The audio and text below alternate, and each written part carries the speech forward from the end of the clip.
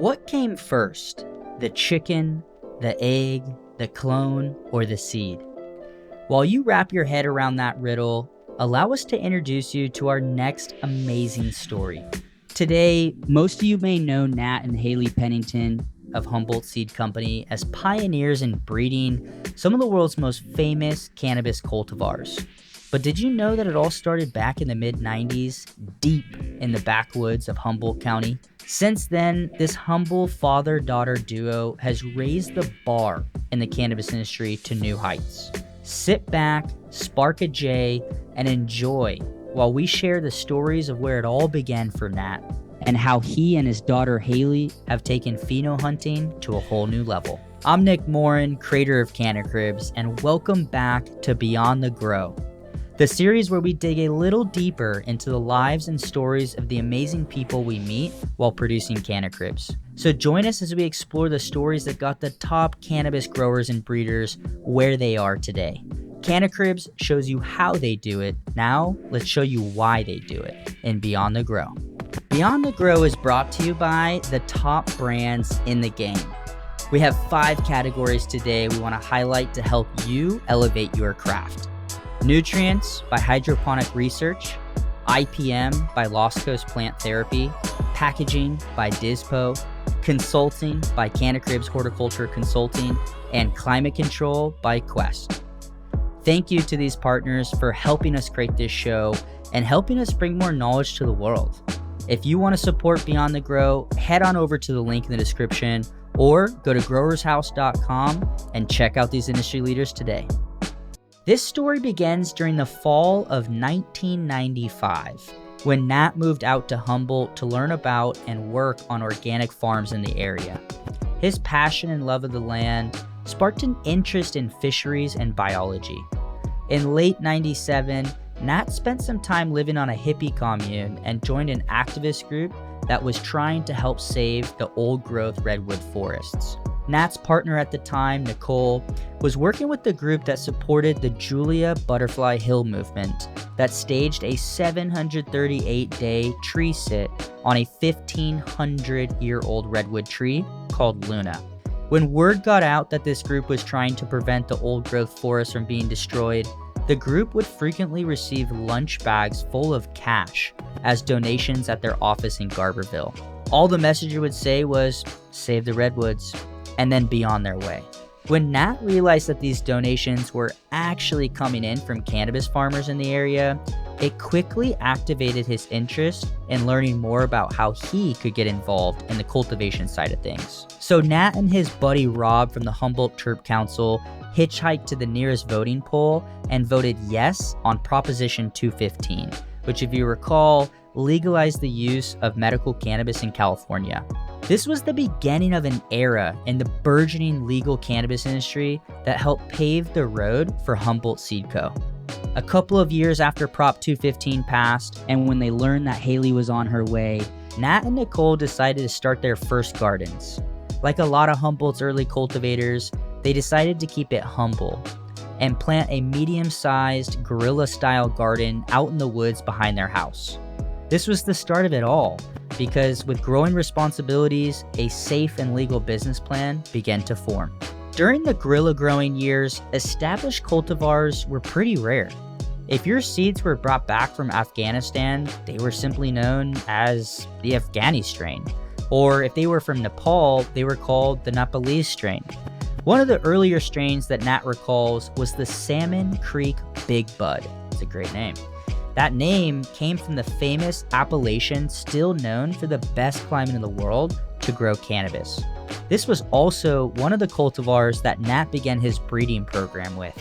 Back in those days, popping seeds was a bit of a gamble. Although the breeder's intentions were good, oftentimes you could never really be too sure what cultivar was actually going to grow from what seed. For Nat, it was all about being self-reliant. So rather than rely on unreliable sources, Nat took matters into his own hands and began a breeding program of his own. One of the first popular cultivars he sold to Harborside in Oakland was called Purple Passion, which was a cross between Madanuskon and Oregon grape. From there, he was hooked and started sinking his teeth into a plan to share this passion for the plant through breeding and selling seeds that were genetically stable and 100% accurate every time. Fast forwarding from the days when Halle was sitting in her dad's backpack watching him water giant cannabis trees up until today. She and her father are now running several multinational, incredibly successful cannabis seed breeding programs. Humboldt Seeds have become a household name in the cannabis industry with 7+ domestic breeding licenses, 4 international ones, and over 57 cultivars to choose from. It's truly amazing. Modern technology like genetic PCR testing, marker-assisted breeding, and being able to feminize seeds have allowed their customers to be reassured they will get what they pay for. And really, the fact of the matter is that ever since the inception of the Humboldt Seed Company, if Natty P says it's a fire cultivar, then it most likely is. But nowadays, thanks to modern technology, they can actually prove it as well. Protect your valuable crops from damaging pests, molds, and mildews with Lost Coast Plant Therapy. Developed in Humboldt, California, where it all began many moons ago, Lost Coast Plant Therapy manufactures in small batches to ensure the highest quality control in every bottle.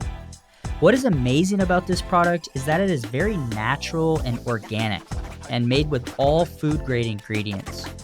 Lost Coast Plant Therapy is a family-owned and operated business. Protect your investment and your team by choosing a clean, organic product like Lost Coast Plant Therapy. So what is a phenohunt and how does it work, you ask? A phenotype is the outward expression of a plant. It's what most people respond to when they see a beautiful bud for the first time. Serious breeders and hunters will eventually look at the plant's genotypes and chemotype expressions. But most hunts start with the visual and olfactory senses being triggered. With the help of many friends and partners, Nat and his daughter Halle just conducted one of the largest hunts of their careers called the Mega Hunt. With over 10,000 plants hunted and picked through, they walked away with 15,000 cuttings preserved in their massive genetic storage bank on their farm. And then about 6 to 8 weeks later, they returned to the farms to take notes and rate the buds on a scale of 1 to 10. They are grading it based on things like bud structure, internodal spacing, color, bud girth, and overall trichome development on the buds themselves. Next is the sniff test, followed by, yes, you guessed it, the smoke test, where they are looking for what types of terpenes fill your senses and how that makes you feel once the smoke hits your system. Is it a couch log kind of high, or does it give you energy to work around the house? All sorts of very specific details and historical data factor into what genetics make it into their catalog. Once at the lab, Nat and Halle and their team start raising that particular cultivar in their breeding programs. From the Mega Hunt, they discovered 20 to 30 new crosses that will be brought to market very soon. Capturing all this data will amount to expanding the genetic catalog of cannabis strains, as well as documenting the genealogy of the species. One important thing to note is that these phenohunts are a very communal and prideful time for cannabis farmers whose plants are being selected. Farming has long been the backbone of our country, built on the backs of strong women and men who take pride in their labors of love. Cannabis farming is no different. But now, with legalization taking off over the past couple of years, more and more strains have been popping up due to folks like Halle, Nat, and the farmers who allow them to hunt their cultivars. So how does a new cultivar make it on their menu? In Nat's words, always have all of it. The thing about being a breeding company is that having genetics that represents the huge diversity that is present in the species is key. And although a typical cannabis testing lab will provide 12 to 24 terpene results, as opposed to a perfume lab that can identify over 200 terpenes per cultivar, not to mention esters and flavonoids, in Nat's words, you have to rely on your human senses to determine what is best for them. While labs are super important at this stage, they are not the final say in what cultivar will be a hit. Similar to the highly trained palate of a sommelier, an award-winning breeder uses a mix of anecdotal evidence crossed with their perception of these profiles. And to very experienced breeders like Nat and Halle, this has been ingrained in them for a very long time. For over 47 years, Lost Coast Plant Therapy has developed a reputation for being enthusiastic organic gardeners. Dirk and Debbie's love of the environment was the true inspiration behind the creation of this amazing organic plant-based formula. After seeing what was available on the market, this couple of cannabis gardeners invented safe, food-grade ingredients for their IPM protocols. Both organic and conventional farmers can be proud of taking care of the environment and their workers. Protect your investment and your team by choosing a clean, organic product like Lost Coast Plant Therapy. Today, Nat is doing experiments on certain types of nutrients that a seeded plant needs to make them a really strong and healthy seed. Historically speaking, not a lot of time and research has been done on what the plants need for the period of its life in order to produce the healthiest seeds. A shift in focus of pre-pop seed care is yet another innovation that these farm-grown geneticists will be bringing to the industry for years to come. As the Penningtons look towards the future, Halle giggles about what it must have been like to be back in the 90s pre-internet, pre-Instagram, when word of mouth and local meetups were the closest things to a World Wide Web, where most farmers in their own right were also the OG breeders of many present-day cultivars. Today, there are countless forums, trade shows, YouTube channels like ours, DC lobbyists, and hundreds of thousands of new jobs created each year because of this cannabis industry. With the click of a button, any question you might have on how to cultivate at home or how to start your own cannabis business, it's right there in front of you. Halle is also excited about sharing and listening to the stories of how this magical plant has changed lives for the better, and how close we are to finally truly learning more and more about this amazing gift to our world. Halle and Nat will continue to hunt for new phenos with their sister farm partners each fall, and will continue building their catalog of offerings for the world. And a final quote from Halle: anywhere you see the expansion in the cannabis industry, you will see Humboldt Seed Company, full stop. Thank you guys for joining us today on another episode of Beyond the Grow. Let me know what you think in the comments. Hit that subscribe button, and I'll see you on the next one.